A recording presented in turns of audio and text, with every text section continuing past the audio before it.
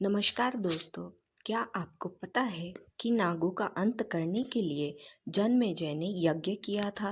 हिंदी पंचांग के अनुसार श्रावण मास की शुक्ल पक्ष की पंचमी तिथि पर नाग पंचमी मनाई जाती है। ये पर्व मनुष्य और प्रकृति के बीच संतुलन बनाए रखने का संदेश देता है।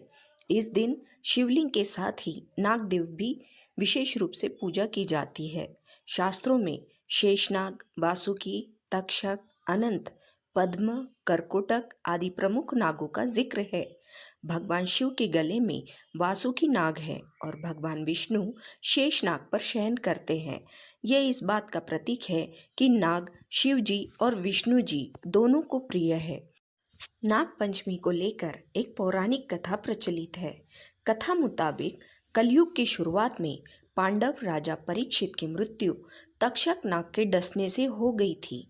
इसके बाद परीक्षित के पुत्र जन्मेजय ने सृष्टि के सभी नागों को खत्म करने के लिए एक यज्ञ किया था।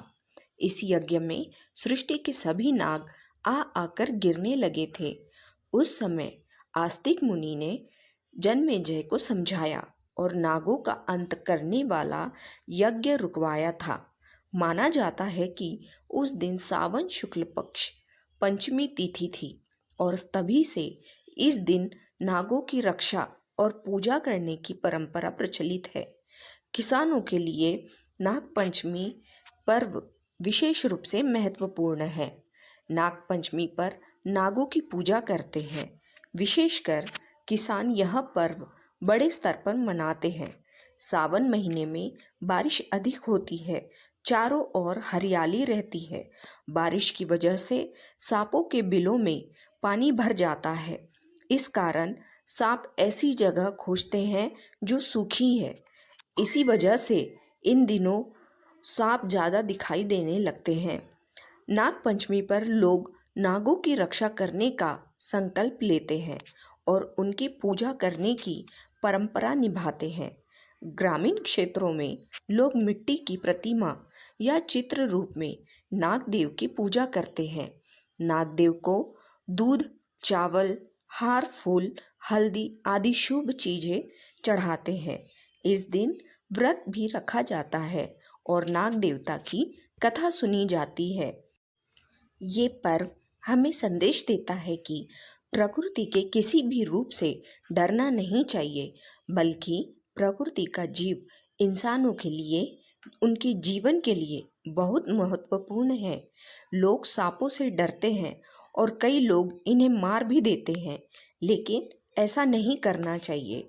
सांप चूहों और अन्य छोटे जीवों को खाकर खेती यानी अनाज के नुकसान को रोकते हैं, जिससे किसानों को भी लाभ होता है।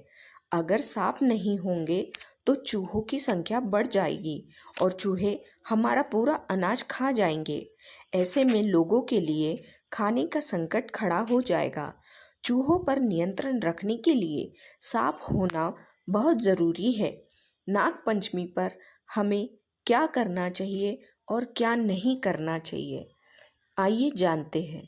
नाग देव की पूजा विधि अनुसार करनी चाहिए। दूध, चावल, कुश, पुष्प आदि अर्पित करें। नाग मंदिरों में जाएं और वहां पूजा करें। पर्यावरण के प्रति संवेदनशील बने रहें और सांपों को नुकसान न पहुंचाने का संकल्प लें। जीवित सांपों की पूजा से बचें, क्योंकि इससे उन्हें तकलीफ होती है। जीवित सांप को दूध न पिलाएं, ऐसा करने से सांप की मृत्यु हो सकती है। दोस्तों, आपको आज की कहानी और यह जानकारी कैसी लगी, मुझे कमेंट करके ज़रूर बताएं और मेरे इस चैनल को लाइक, शेयर और सब्सक्राइब ज़रूर करें। धन्यवाद।